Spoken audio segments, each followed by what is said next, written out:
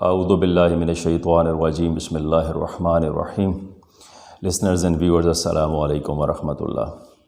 آج سے ٹھیک almost 5.5 months earlier in January 2023 Sweden میں قرآن حکیم کو ان اسٹاک ہوم جلایا گیا.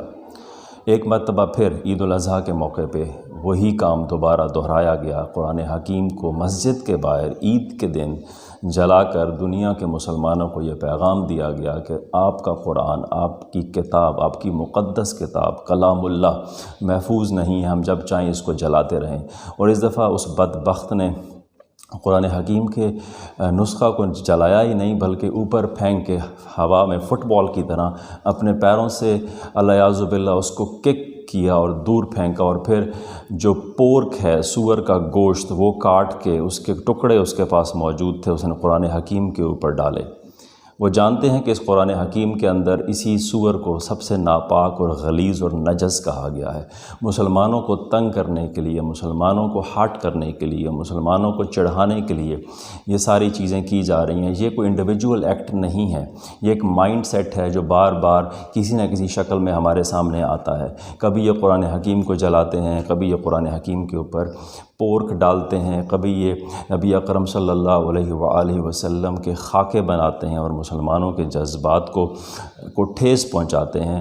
حالانکہ مسلمانوں نے اس کے مقابلے میں مسلمانوں نے کبھی بھی کسی بھی مذہب کی مقدس کتاب کو نہ جلایا ہے. ہمارے قرآن حکیم کو جلایا جاتا ہے لیکن اس کے ریاکشن میں کسی بھی مسلم کنٹری میں، پاکستان میں یا دیگر بڑے مسلم ممالک میں کبھی بھی بائبل کو یا تورات کو یا دیگر جو مذاہب کی مقدس کتابیں ہیں نہ ان کو جلایا جاتا ہے، نہ ان کے مقدس مقامات کو نقصان پہنچایا جاتا ہے.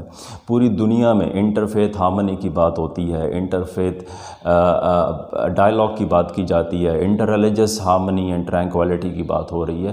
تو یہ لوگ جو پاکستان میں اور دنیا کے دوسرے ممالک میں انٹر فیتھ ہارمنی کا درس دیتے ہیں، ان کو چاہیے کہ وہ سویڈن میں جائیں، وہ یورپ میں جائیں، وہ اسکینڈینیویا میں جائیں، ان لوگوں کو بتائیں کہ انٹر فیتھ ہارمنی کیوں ضروری ہے. انٹر فیتھ ہارمنی مسلمانوں کی ضرورت آج نہیں ہے بلکہ غیر مسلم کی ضرورت ہے، عیسائیوں کی ضرورت ہے، یہودیوں کی ضرورت ہے، ہندوؤں کی ضرورت ہے، جو مقدسات کا خیال نہیں کرتے، جو مقدس مقامات کا خیال نہیں کرتے، جو مقدس ہستیوں کا خیال نہیں کرتے. کبھی ان کے خاکے بناتے ہیں، کبھی ان کو گالیاں دیتے ہیں، کبھی مقدس کتابوں کو جلاتے ہیں. پوری دنیا میں مسلمانوں نے کبھی ایسا نہیں کیا. اگر کبھی ایسا ہوا ہے تو وہ محض انڈیویجول ایکٹ ہے، وہ مائنڈ سیٹ نہیں ہے. لیکن نان مسلم جو ہیں اور اسکینڈینیویا خاص طور پہ اور سویڈن اینڈ ڈنمارک، یہ ہمیشہ سے یہ کام کرتے رہے ہیں، بار بار کرتے رہے ہیں، جان بوجھ کے کرتے رہے ہیں. اگر ان کو سزا دی جاتی، اگر وہاں کی حکومتیں سیریس ہوتی تو یہ ایسے ایکٹس کبھی بھی دوبارہ نہ ہوتے، ان کی ری اکرنس نہ ہوتی. اور بعض لوگ بڑی سادگی میں کہہ دیتے ہیں کہ یہ جی اسلاموفوبیا ہے، ہم اس کی مذمت کرتے ہیں. یہ اسلاموفوبیا نہیں ہے، یہ سیدھی کھلم کھلا اسلام دشمنی ہے جس کا وہ اظہار کرتے رہتے ہیں مختلف ٹائمز میں مختلف طریقوں سے. تو اس کی صرف مذمت کرنا کافی نہیں ہے، اب وقت اس کی مرمت کا ہے کہ ہمیں ان کی مرمت کرنے کی ضرورت ہے. جو باز نہیں آتے، جو بار بار کہنے کے باوجود، بار بار سمجھانے کے باوجود، بار بار مذمتی قراردادیں پیش کرنے کے باوجود بھی وہ اپنے اس عمل کو جاری رکھے ہوئے ہیں. اور اس دفعہ آپ دیکھیں کہ عید کے موقع کو سلیکٹ کیا گیا، مسجد کے مقام کو سلیکٹ کیا گیا. اور جو ابھی 5 ماہ پہلے جنوری میں جو ایکٹ انہوں نے کیا تھا صرف قرآن حکیم کو جلایا تھا، اس دفعہ جلایا بھی ہے، اوپر پھینک کے اپنے پیروں سے کک بھی کیا ہے، اوپر پورک بھی ڈالا ہے، زیادہ انٹینسٹی کے ساتھ مسلمانوں کو چیلنج کیا ہے کہ جو کرنا ہے کر لو. اور ہمیں اس وقت سوشل میڈیا پہ، انٹرنیٹ پہ جو ٹرینڈز چل رہے ہیں وہ صرف مذمت کے الفاظ کے نہیں ہونے چاہیے بلکہ ہم یہ مطالبہ کرتے ہیں کہ اب ان کی مرمت ہونی چاہیے. مسلمان حکومتوں کو مل کے ان کی مرمت کرنی چاہیے.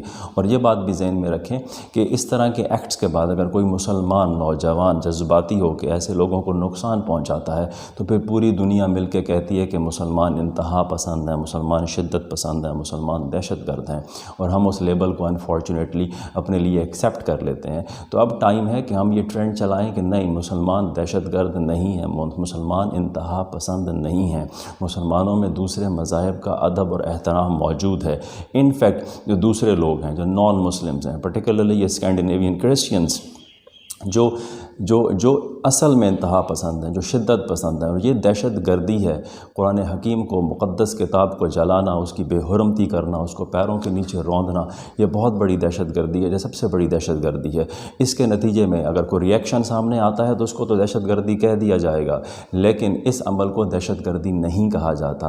تو میں تمام دوستوں کو یہ ریکویسٹ کروں گا کہ یہ ٹرینڈ چلائیں کہ یہ دہشت گردی ہے، یہ انتہا پسندی ہے، ان دہشت گردوں کو پکڑنا چاہیے، ان کو سزائے موت ملنی چاہیے، تاکہ دنیا میں یہ مائنڈ سیٹ ختم ہو کہ مقدس کتابوں کو جلانا، ان کی بے حرمتی کرنا، ان کو پیروں کے نیچے روندنا اور ان کے ماننے والوں کے جذبات کو ٹھیس پہنچانا، ان کے جذبات کو ابھارنا کہ وہ شدت پسندی کی طرف جائیں۔ اور ایک دفعہ پھر کہ یہ مذمت کا نہیں، مرمت کا وقت ہے، اور یہ مرمت کی ذمہ داری تمام مسلمان حکومتوں اور تمام مسلمان افواج کی ہے۔